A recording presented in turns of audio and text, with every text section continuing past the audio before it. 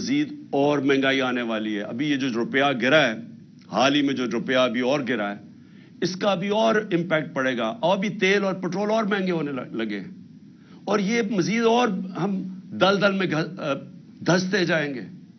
تو اس کا حل کیا ہے؟ میں آج اصل میں اپنی, کیونکہ یہ الیکشن ہماری کیمپین شروع ہونے لگی ہے, تو میں پہلے اب آپ کو بتاتا ہوں کہ راستہ کیا ہے اس میں سے نکلنے کا. قوم آج یہ پوچھ رہی ہے کہ اگر تحریک انصاف آتی ہے تو ہم کیا کریں گے, ہم کیسے قوم کو اس مشکل وقت سے نکالیں گے.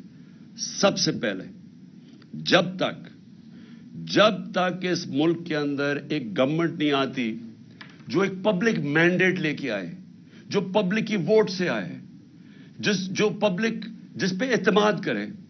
پہلا تو اگر ملک کو اب اس دلدل سے نکالنا ہے, پہلے تو وہ گورنمنٹ چاہیے جس کے ساتھ پاکستان کی قوم کھڑی ہو, اور وہ صرف الیکشن سے آ سکتی ہے. میں یہ امید رکھ رہا تھا کہ جب 2 صوبوں کے اندر الیکشن اب سپریم کورٹ نے کہہ دیا اور وہ ہوں گے انشاءاللہ 30 اپریل کو, تو میں امید یہ رکھ رہا تھا کہ اتنی ان میں عقل آ جائے گی کہ بجائے 60% پاکستان میں الیکشن ہو, جنرل الیکشن کر دیں. اس سے ملک میں, کیونکہ جنرل الیکشن ہوگا تو ملک کے اندر استحکام آئے گا. کیونکہ جو بھی ہم کریں گے, جب تک ایک گورنمنٹ, ایک پاکستان کے اندر نیشنل الیکشنز ہو کے ایک گورنمنٹ نہیں آتی, تو سیاسی استحکام نہیں آنے لگا.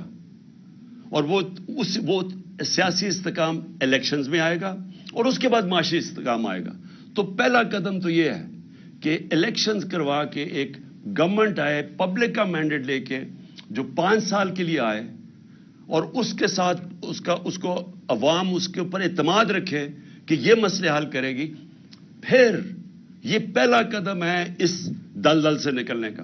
کیونکہ اس سے کیا ہوگا, اس سے ایک عوام کے اندر اعتماد آ جائے گا کہ اب یہ گورنمنٹ 5 سال کے لیے آ گئی. ہمیشہ یہ یاد رکھے کہ معیشت کے لیے سرٹنٹی, انگریزی کا لفظ ہے سرٹنٹی. جب تک لوگوں کو یہ اعتماد نہیں ہوتا کہ میں اگلے 2, 3, 4, 5 سال تک یہ رہے گی حکومت, یہی پالیسیز رہیں گی, جب تک یہ اعتماد نہیں ہوتا, جو بزنس مین ہے, جو انویسٹر ہے, وہ پیسہ اپنا نہیں لگاتا. کیونکہ انویسٹر ہمیشہ سب سے زیادہ ایک ایسی چیز ہے جو سب سے زیادہ موسم کو دیکھ کے گھبراتا ہے کہ آگے کیا ہوگا. کیونکہ اس نے آج پیسہ لگانا ہوگا, تو وہ پیسے کے اوپر جب اس کی آمدنی واپس آنی ہے تو وہ ٹائم لگتا ہے. تو اس کے لیے سب سے زیادہ سیاسی استحکام چاہیے, اور وہ تب آتا ہے الیکشن سے, جب ایک ملک میں ایک سٹیبل گورنمنٹ آئے. تو پہلا قدم تو یہ ہے کہ اس وقت پاکستان کے لیے نمبر 1 چیز یہ ہے کہ ہم پولیٹیکل سٹیبلٹی لے کے آئیں. تو اس کے لیے الیکشنز کی ضرورت ہے. دوسری چیز, اب میں آپ کو بتا رہا ہوں کہ ہم نے اس میں سے نکلنا کیسے ہے. یہ جو جدھر ہم پہنچ گئے ہیں, جدھر یہ امپورٹڈ حکومت نے اس ملک کو آج پہنچا دیا اپنے, تو پیسے انہوں نے سارے کرپشن معاف کروا لی ہے, لیکن اب آگے تو ان کے پاس اب کوئی راستہ رہا ہی نہیں ہے. یہ تو جو بھی جب سے آئے ہیں جو باتیں کہتے رہے ہیں, وہ ملک تو مزید اور نیچے جاتا رہا. بڑا شور مچایا تھا کہ 200 سے میں نیچے لے کے جاؤں گا ڈالر کو, تو ڈالر تو آج جس طرح حالات نظر آ رہے ہیں وہ تو 300 پہ پہنچنے لگا. اور اس کے جو اثرات, پھر سے میں کہہ دوں کہ جب ڈالر, جو عام لوگوں کے میں بتا رہا ہوں کہ جب ڈالر 300 کا پہنچ جائے, یا بھی جو 280 کا پہنچ گیا تقریباً, تو اس کا مطلب سب سے بڑی چیز تیل مہنگا, تیل کا مطلب ڈیزل اور پٹرول مہنگا, پھر بجلی مہنگی. تو یہ تو پھر جو چیز آپ باہر سے لے کے آتے ہیں وہ سب چیزیں مہنگی, اور اس سے پھر ٹرانسپورٹ مہنگی. تو وہ ساری مہنگائی شروع ہوتی ہے جب آپ کا روپیہ گرتا ہے. باہر سے جو آپ چیزیں امپورٹ کرتے ہیں وہ ساری مہنگی ہو جاتی ہیں, اور جو سب سے بڑا امپیکٹ پڑتا ہے اس کا, وہ گھروں کے اوپر تب پڑتا ہے کہ جب بجلی, پٹرول, گیس سب مہنگے. دوسری چیز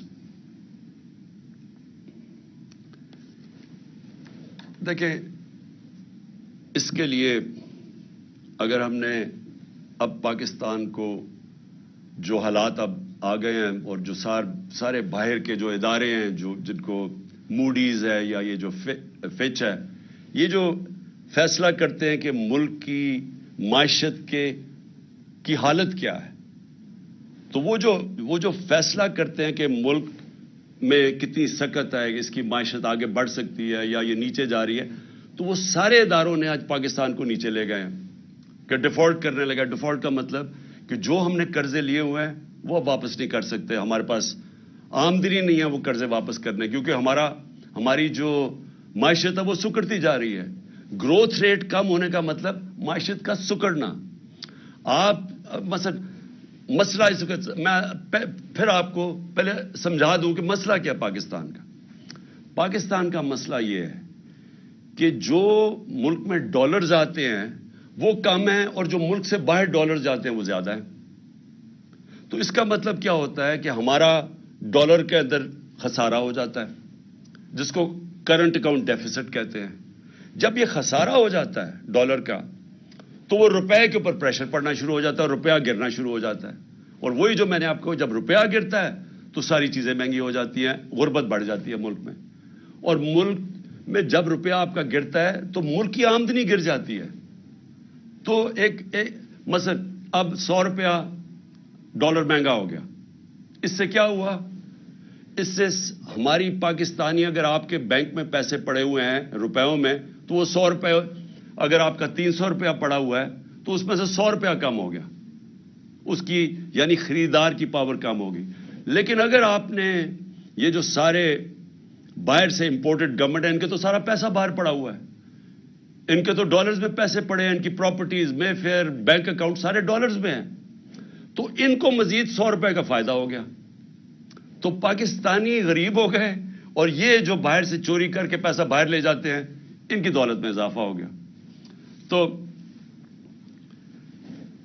سب سے جو میں یہ دوسرے پوائنٹ آپ کو کہنے لگا تھا کہ سب سے امپورٹنٹ اب چیز کیا ہے اس وقت، اس مشکل جو ہم آگے دیکھ رہے ہیں، اس سے اگر ہمیں نکلنا ہے تو ایک ملک کو یونائٹ ہونا پڑے گا، ہمیں متحد ہونا پڑے گا۔ یہ جنگ اب یہ ایسی نہیں لڑی جائے گی کہ گورنمنٹ آئی اور کوئی گورنمنٹ سمجھے کہ وہ اکیلی لڑ سکتی ہے۔ عوام کو ساتھ کھڑا ہونا پڑے گا، اداروں کو ساتھ کھڑا ہونا پڑے گا، سب کو متحد ہو کے اس کا مقابلہ کرنا پڑے گا۔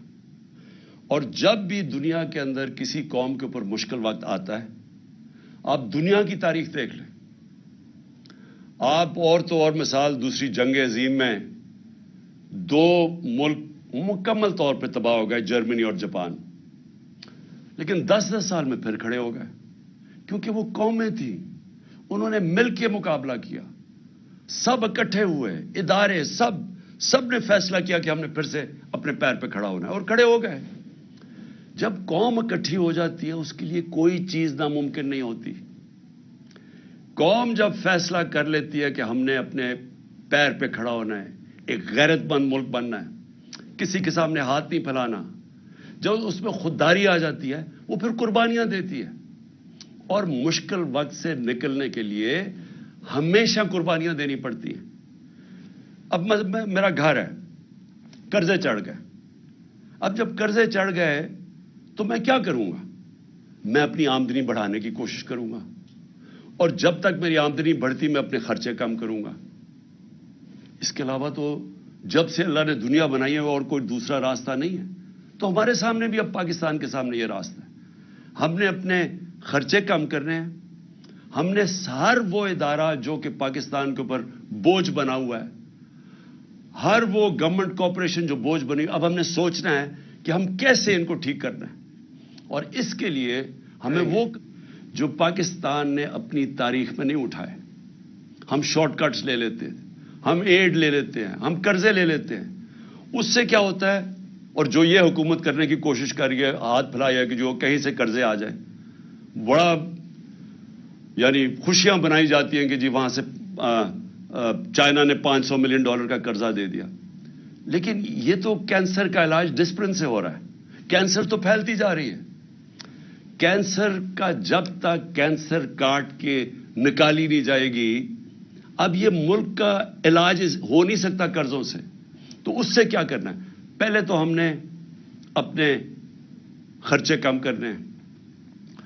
کئی ہماری گورنمنٹ کارپوریشن نقصان کر رہی ہیں، ان کو بالکل ریسٹرکچر کرنا ہے. ہم نے اتنی بڑی گورنمنٹس بنا دی ہیں، سوچنا ہے کہ ان کو ہم نے صحیح طرح چلانا کیسے ہے. ہم نے مثلاً پینشنز ہیں، اور پینشنز اتنی زیادہ ہو گئی ہیں کہ ہمارا جو خرچہ ایک صوبے کا خرچہ ہوتا ہے، اس میں اس کا زیادہ پیسہ پینشنز پہ چلا جاتا ہے. حالانکہ دنیا میں پینشنز کے لیے پیسہ بنایا جاتا ہے. پینشنز کو سیونگ کروا کے جو لوگ پینشن دے رہے ہوتے ہیں وہ اپنی پینشن فنڈ میں کنٹریبیوٹ کرتے رہتے ہیں، وہ بڑا فنڈ بن جاتا ہے. مہاتر محمد نے مجھے بتایا کہ وہ ان کا جو پینشن فنڈ ہے وہ ان کے لیے پیسے وہ انویسٹ کرتے ہیں، اسے پیسہ آتا ہے، اور اس سے پیسے میں وہ ملک کی دولت میں اضافہ ہوتا ہے. ہمارے لیے وہ بوجھ بنا ہوا ہے. تو میں صرف مثال دے رہا ہوں کہ ہمیں اب وہ قدم اٹھانے پڑیں گے جو اب تک ہم پاکستان میں نہیں کرتے رہے. ریولوشنری چینجز کرنے پڑیں گے، اور اس میں سب کو اکٹھا ہونا پڑے گا. ہم سارے جو ادارے ہیں سب کو فیصلہ کرنا پڑے گا کہ اب یہ راستہ ہے ہمارا، اور ہم سب نے اس راستے پہ جانا ہے. آمدنی کیسے بڑھے گی؟ ایکسپورٹس بڑھانی پڑیں گے، یعنی اس ملک میں اب ڈالر لانے پڑیں گے. وہ کون کون سے طریقے ڈالرز لانے کے لیے؟ ایکسپورٹس. آج تک کسی نے توجہ ہی نہیں دی ایکسپورٹس کے اوپر. جو ساری دنیا میں ملک آگے بڑھے ہیں، چائنا آگے بڑھا ہے، ایسٹ ایشین ٹائیگرز آگے بڑھے ہیں، وہ ساروں نے اپنی ایکسپورٹس کے اوپر زور دیا ہے. ہم نے کبھی توجہ ہی نہیں دی کسی نے. ہم جب آئے تھے تو پچھلے 5 سال ہمارے پہلے export to G D P ratio وہ نیچے چلی گئی تھی، بجائے پازیٹو ہونے کے نیچے آ گیا تھا، کیونکہ کسی کی توجہ ہی نہیں ہے ایکسپورٹس کے اوپر.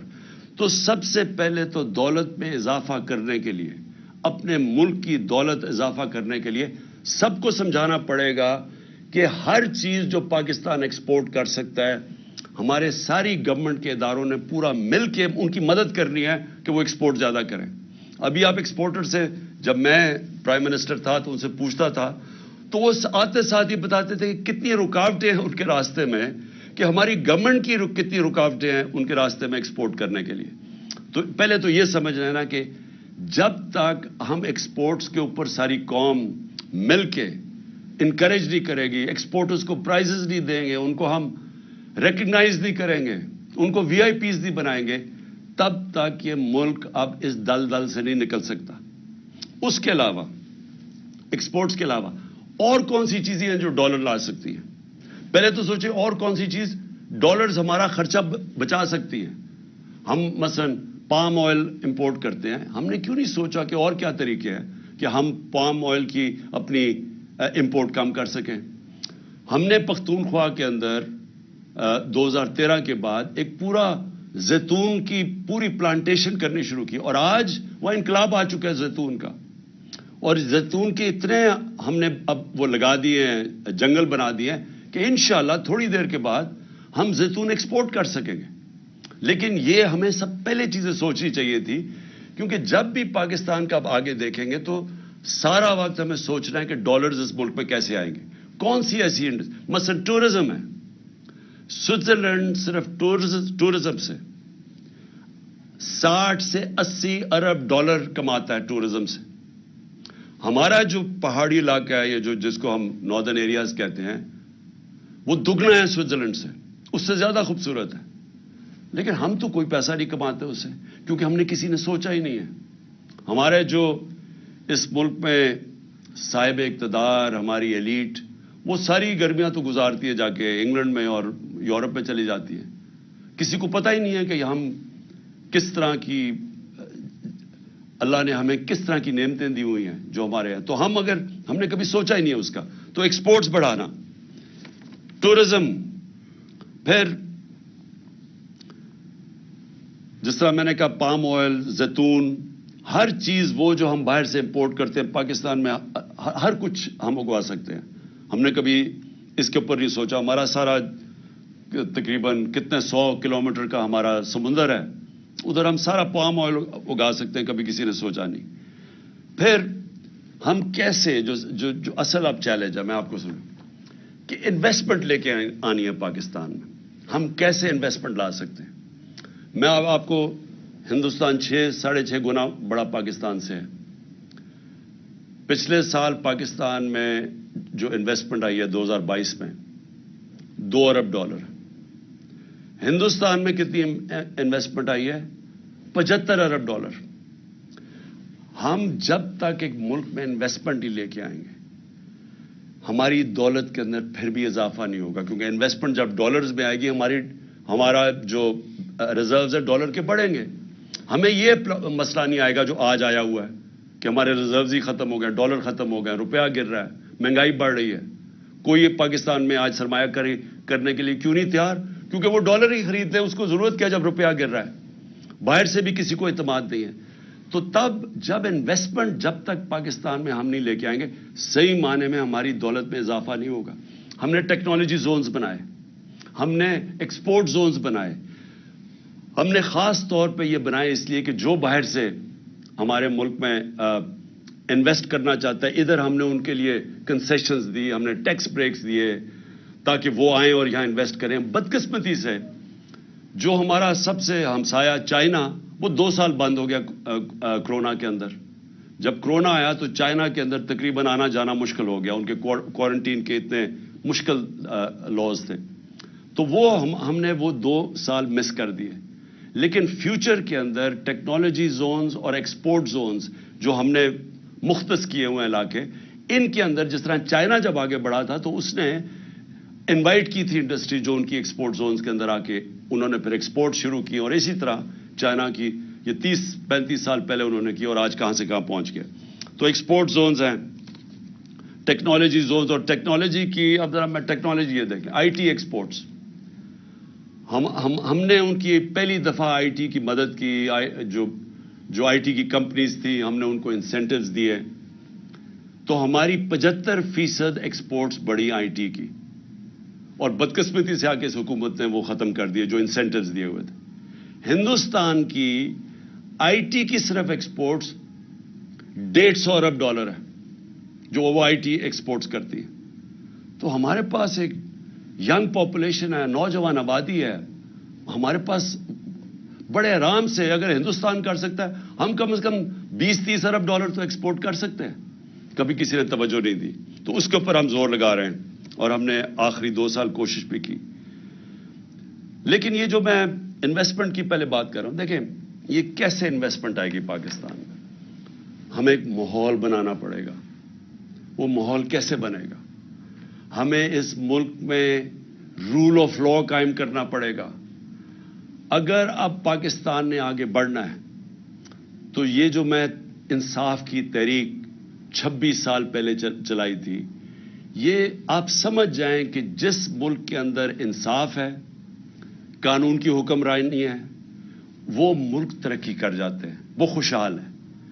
جن ملکوں کے اندر جنگل کا قانون ہے, بنانا ریپبلکس ہیں, جس کی لاٹھی اس کی بھینس ہے, وہ جتنے مرضی آپ وسائل ان ملکوں میں قائم رکھ دیں وہ ملک آگے نہیں بڑھ سکتے.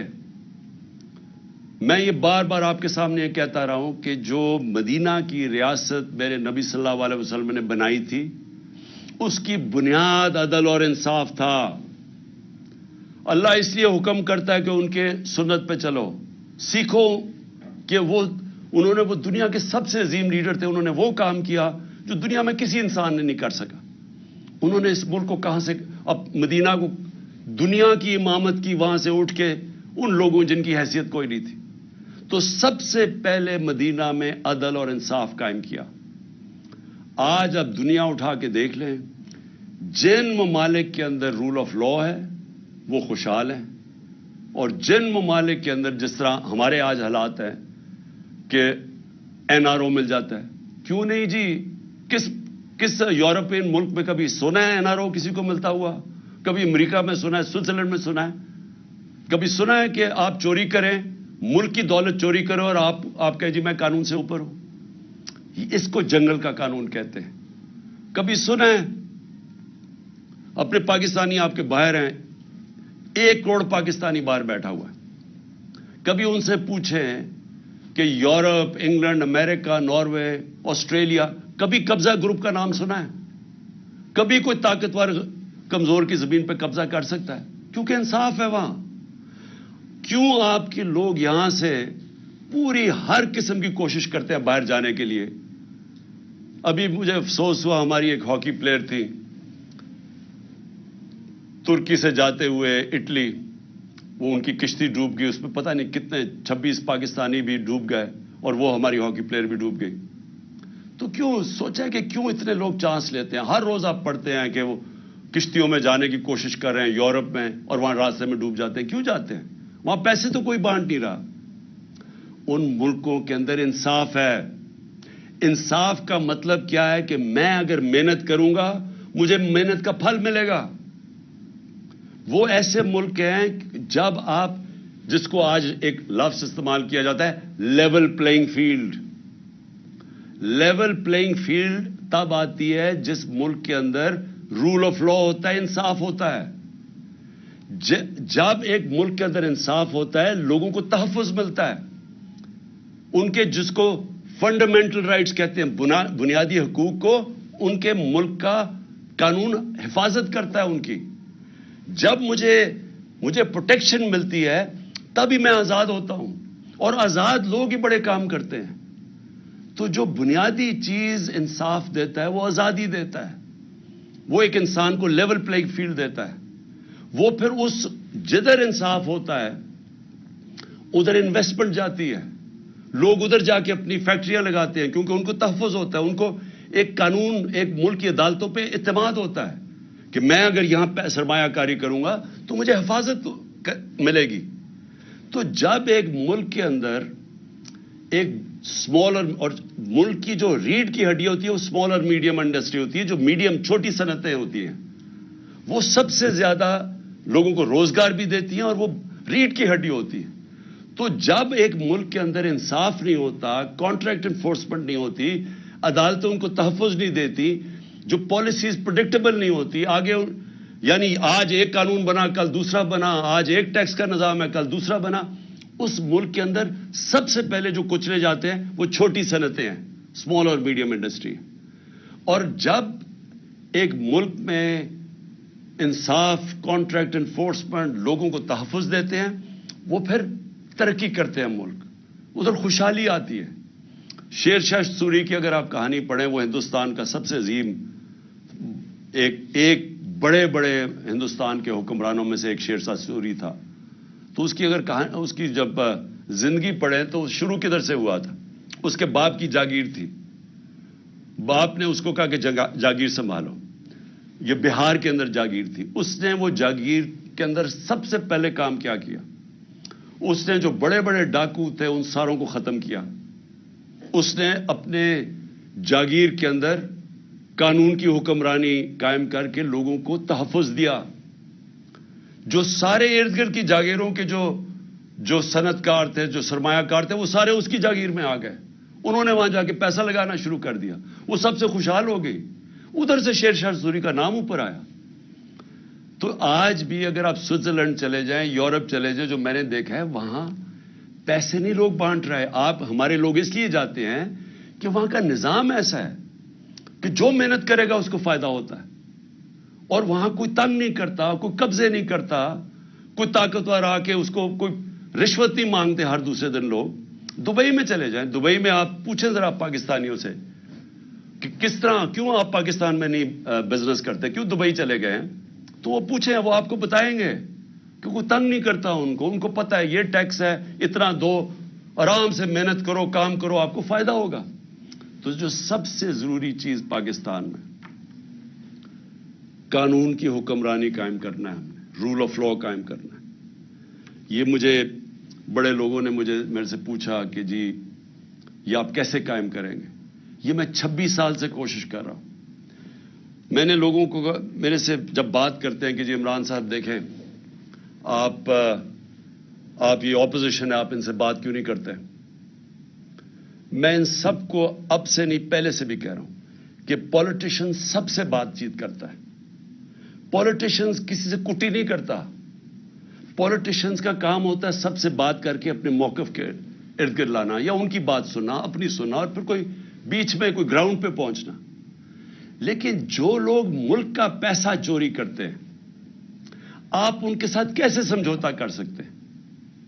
مجھے اگر یہ بار بار جب 3.5 سال میں گورنمنٹ میں تھا مجھے بار بار کہتے رہے کہ جی ان کو آپ این آر او دے دیں. جنرل باجوہ نے کہا کہ ان کو این آر او دے دو.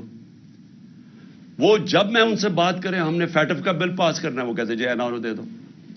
میں این آر او نہیں دے سکتا کیونکہ میرا پیسہ انہوں نے نہیں چوری کیا, پیسہ عوام کا چوری کیا ہے.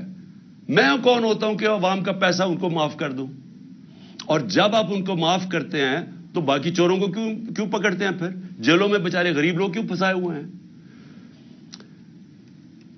میں سب سے بات کرنے کے لیے تیار ہوں, سب سے سمجھوتا کرنے کے لیے تیار ہوں, کیونکہ جو آگے پاکستان کے حالات ہیں میں پھر سے کہہ رہا ہوں کہ ساری قوم کو مل کے ان کا مقابلہ کرنا پڑے گا.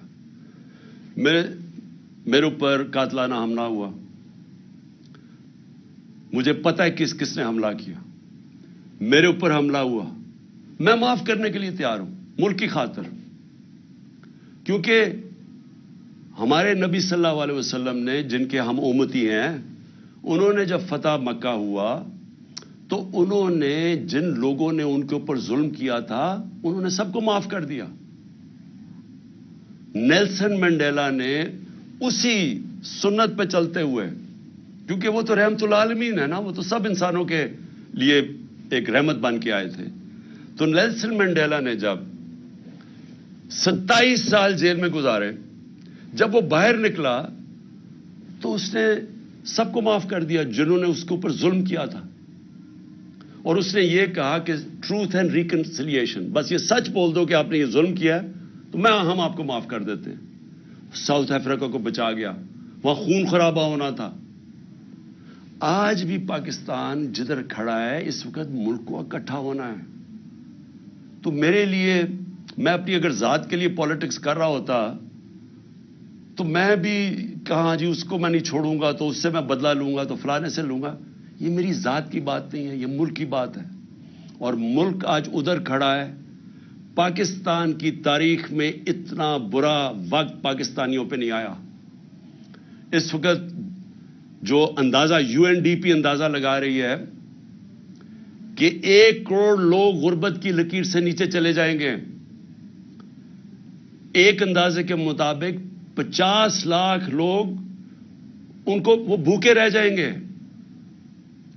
جو آج کل حالات ہے تو ہم سب کی ذمہ داری ہے کہ اپنے ملک کے لوگوں کی جو اس وقت مشکل حالات میں ہیں, جو مہنگائی میں وہ حالات ہیں جو کبھی پاکستان میں نہیں تھے, ہمیں ان کو سامنے رکھنا ہے, اپنی ذات کے اوپر نہیں آنا. ان کے لیے ہمیں ملک کو اکٹھا کرنا ہے. ہم نے آگے اس ملک کو پیر پہ کھڑا کرنا ہے تو شروع ادھر سے ہوگا جدھر ایک سارے ادارے مل کے اب فیصلہ کریں. عدلیہ, ہماری عدلیہ کا بہت بڑا رول ہے. جوڈیشل ریفارمز چاہیے, ہم اپنی عدلیہ کے اندر ریفارمز کریں تاکہ انویسٹر آئے. سب سے زیادہ پاکستان کا اثاثہ میرے پاکستانیوں یاد رکھیں اوورسیز پاکستانی ہیں. یہ جو آپ کے تقریباً 1 کروڑ پاکستانی باہر بیٹھا ہوا ہے, ان کا پیسہ ڈالروں میں کمایا جا رہا ہے. یہ اتنا بڑا اثاثہ ہے کہ ہم تھوڑی عقل استعمال کر لیں, ملک میں ماحول ٹھیک کر دیں, جس کو کہتے ہیں انویسٹمنٹ انوائرمنٹ ٹھیک کر دیں, ایز آف ڈوئنگ بزنس کر دیں. ہم ان کے لیے رکاوٹیں کم کر دیں.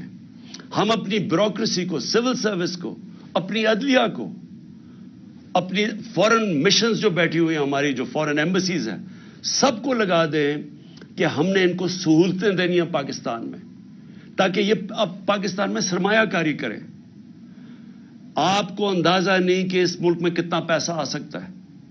جو ہم تھوڑے تھوڑے ڈالرز کے لیے ذلیل ہو رہے ہیں دنیا میں, ایک دفعہ بیرون ملک پاکستانیوں کے لیے ہم ماحول بنا دیں, اس ملک میں اتنا پیسہ آ سکتا ہے, ڈالرز آ سکتے ہیں کہ ہمیں کبھی آئی ایم ایف کے پاس جانا نہ پڑے.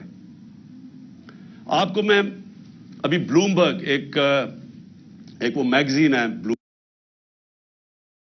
بلومبرگ, اس میگزین کے اندر, کیونکہ دنیا کے اندر دنیا کے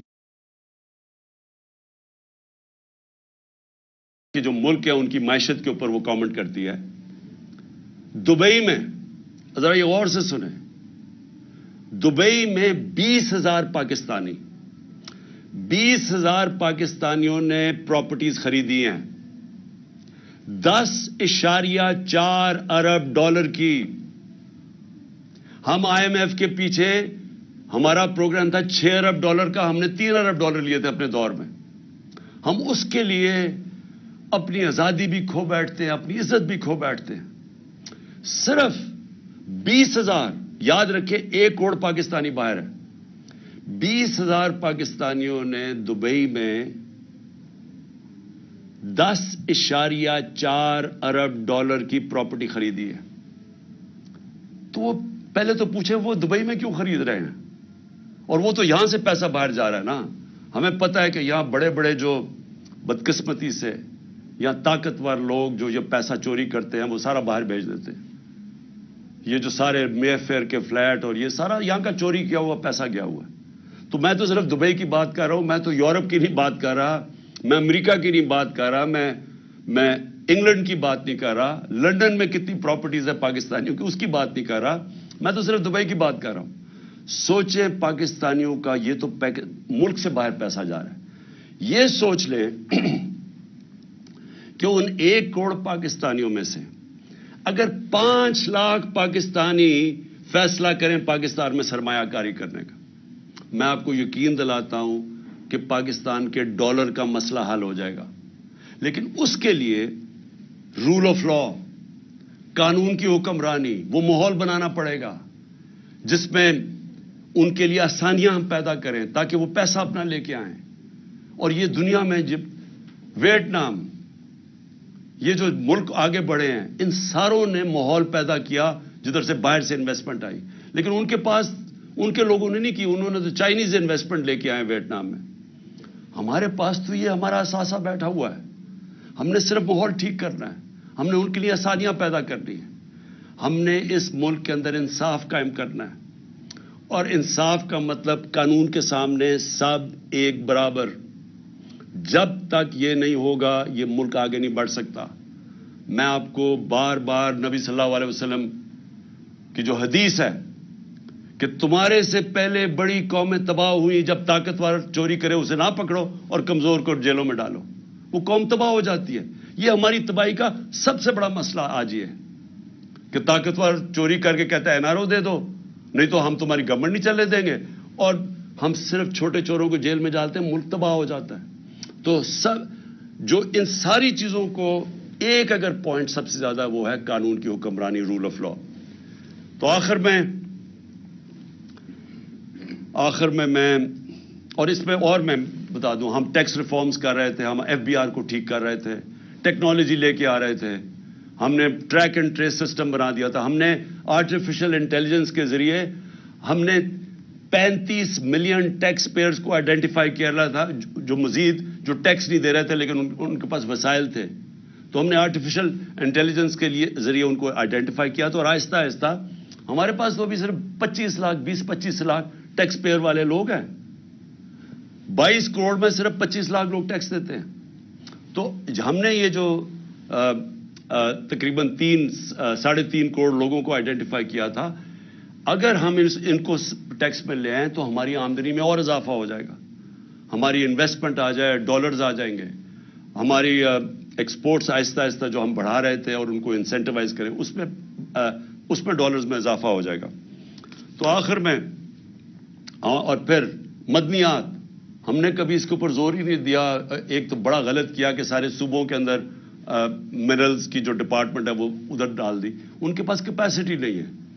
اتنا زیادہ پوٹینشیل ہے پاکستان مدنیات یا منرلز کو ہم بیچ کے, ہم نے اس میں بھی ایسٹیمیٹ کیا ہم اور ڈالرز لا سکتے ہیں پاکستان کے اندر. تو آخر میں انشاءاللہ اگلے ہفتے میں اپنا پہلا جلسہ کر رہا ہوں اور میں آغاز کر رہا ہوں اپنی الیکشن کیمپین کا. میں اپنی ساری اب خیبر پختونخوا اور پنجاب میں سارے اپنی پارٹی کو کہنا چاہوں گا تیاری کر لیں. میں انشاءاللہ اگلے ہفتے 10 دن زیادہ سے زیادہ 2 ہفتے تک ٹکٹ سارے بانٹ دوں گا. میں اب خود ٹکٹس کا میں آپ کو یہ بتا دوں کہ اس باری میں خود ٹکٹس دے رہا ہوں. ٹکٹس میں اس لیے خود دے رہا ہوں کہ مجھے آخری دفعہ پتہ چلا پچھلی باری کہ ہمارے ٹکٹس کے بکے ہیں ہمارے غلط کینڈیڈیٹس کو پیسے لے کے بنایا گیا. تو اس لیے میں اب کسی پہ نہیں چھوڑ رہا, سارے میں خود تفتیش کر رہا ہوں. میں خود بیٹھ کے ٹکٹس دوں گا, خود میں انٹرویو کر رہا ہوں لوگوں کو, اور آہستہ آہستہ بلاؤں گا لوگوں کو انٹرویوز کے لیے. لیکن اگلے ہفتے 2 ہفتے تک انشاءاللہ میں ٹکٹس تقریباً سارے دے چکا ہوں گا. جن لوگوں کو ٹکٹس نہیں ملیں گے, میں آپ کو یہ کہنا چاہتا ہوں کہ اس کے بعد پنجاب میں ہم نے سیدھا بلدیاتی الیکشن کروا دینا, تو انشاءاللہ ہم ان کو وہاں اکوموڈیٹ کر لیں گے. اور دوسری چیز کہ اس باری میں پارٹی ڈسپلن کے اوپر سختی سے کہنا چاہتا ہوں کہ اب تک تو جو ہمارے تحریک انصاف اگر ایک کو ٹکٹ نہیں ملتا تو وہ انڈیپینڈنٹ کھڑا ہو جاتا ہے. اس باری ہم نے یہ نہیں کرنا, کیونکہ یہ پاکستان کی تاریخ کا سب سے اہم الیکشن ہے. اس کے لیے اگر جو پارٹی ڈسپلن توڑے گا فوری طور پہ ہم اس کو پارٹی سے نکال دیں گے. اور میں اس لیے کہہ رہا ہوں کیونکہ میں پوری اپنی دیانتداری سے کوشش کر رہا ہوں, اور میں آپ کو یہ کہتا ہوں کہ کسی قسم کی نہ میں نے سفارش آج تک سنی ہے, نہ مجھے کسی قسم کی کوئی لالچ کوئی دے سکتا ہے. تو میں اپنی پوری دیانتداری سے ٹکٹس دوں گا, اور میں پھر سے کہتا ہوں کہ اگر کوئی کسی نے پھر کھڑا ہو گیا تو ہم اس کو اس باری پارٹی سے نکال دیں گے. ہفتے کو پہلا میرا جلسہ ہے, اور مجھے یہ پتہ ہے کہ اس وقت ایک پلان بنا ہوا ہے. پھر سے آپ کو پہلے بھی میں نے بتایا تھا, جب میرے اوپر وزیر آباد میں اٹیک ہوا تو مجھے اس سے پہلے میں کہہ بیٹھا تھا کہ میرے اوپر حملہ ہوگا, اور اس باری پھر مجھے پتا ہے کہ پلان بنایا ہوا ہے. اور مجھے یہ بھی پتا ہے کہ کون لوگ ہیں جو اس کے پیچھے ہیں. لیکن مجھے ایک بڑی خوشی ہوئی کہ میں نے یہ دیکھا کہ ان 11 مہینے میں نے اپنی پارٹی کو بدلتے دیکھا. ہماری پارٹی کو سارے کہتے تھے کہ جی ممی ڈیڈی پارٹی ہے, یہ تو جی بیچارے کوئی مشکل برداشت ہی نہیں کر سکتے. لیکن میں نے جو اپنی پارٹی کو بدلتے دیکھا, 25 مئی کو انہوں نے یہ جو ایک بدماش ہے ان کا انٹیریئر منسٹر, اور یہ جو سارے مل کے انہوں نے ہمارے اوپر ظلم کیا, اور ان کا یہ خیال تھا کہ اب پارٹی بالکل بیٹھ جائے گی, اب یہ نہیں کھڑی ہوتی. لیکن پارٹی پھر سے کھڑی ہوئی, اور لوگ شوق میں چلے گئے, ہکا بکا رہ گئے کہ کیسے کوئی کر سکتا ہے جمہوریت کے اندر جو انہوں نے ہمارے پہ ظلم کیا تھا. اس کے باوجود, اور ڈرایا دھمکایا, اعظم سواتی کو جب مار رہے تھے اس کو کہہ رہے تھے کہ یہ عمران خان کو بتانا, اس سے ہم یہ کریں گے. وہ اعظم سواتی اور یعنی ان کا اور عزم مضبوط ہو گیا. اور اس کے بعد ابھی جو ہمارے لوگ جیلوں میں گئے, میں ابھی جیلوں والے لوگوں سے بات کر رہا تھا جو واپس آئے, انہوں نے خاص طور پہ فیصلہ کیا کہ ان کو دبانا, یعنی ان کو سبق سکھاؤ. مجرموں سے زیادہ انہوں نے ہمارے اوپر سختی کی جیلوں کے اندر. اس کے جو میں نے اب ان لوگ اپنے کارکنوں کو دیکھا جو نکلے ہیں, وہ اور زیادہ پورا عزم ہے. اس لیے اب مجھے ایک چیز ہو گیا کہ اگر عمران خان کو کچھ ہو بھی جاتا ہے تو یہ وہ پارٹی بن گئی ہے, یہ اس ملک کا نوجوان میں وہ شعور آ گیا ہے, وہ تیار ہو گیا کہ اب کبھی بھی انشاءاللہ اس ملک کو حقیقی آزادی کی طرف کوئی بھی روک نہیں سکتا. یہ وہ قوم, میں ایک دن اللہ سے دعا کرتا تھا کہ کیونکہ میں باہر کے ملک دیکھتا تھا سارے, اور میں دیکھتا تھا ان کو کہ وہ آزاد لوگ تھے, وہ لوگ آزاد تھے, اور آزاد لوگوں کی پرواز اوپر ہوتی ہے. اور میں ہمیشہ دیکھتا تھا کہ ہم ایک دبے ہوئی قوم ہیں, ہم ایک ہی پولیس کا دبکہ آ جائے کہ یہ جیل میں ڈال دیں گے تو اس سے دیکھ کے ڈر جاتے تھے, کیونکہ ہم کبھی حقیقی معنی میں آزاد نہیں ہوئے. اب میں ایک آزاد قوم کو ابھرتے دیکھ رہا ہوں. میں اپنے نوجوانوں کو لا الہ الا اللہ کا مطلب سمجھتے دیکھ رہا ہوں. لا الہ الا اللہ انسان کو غیرت دیتا ہے, خودداری دیتا ہے. یہ جو خوف کا سب سے بڑا جو غلامی انسان کرتا ہے وہ خوف کی بت کی غلامی کرتا ہے. میں نے اس سے آزاد ہوتے دیکھا لوگوں کو. اس لیے مجھے یہ فکر نہیں ہے کہ جو بھی آگے راستہ ہوتا ہے, مجھے پتہ ہے کہ جو یہ اب قوم نکل رہی ہے, اب اس کو کوئی غلام نہیں بنا سکتا.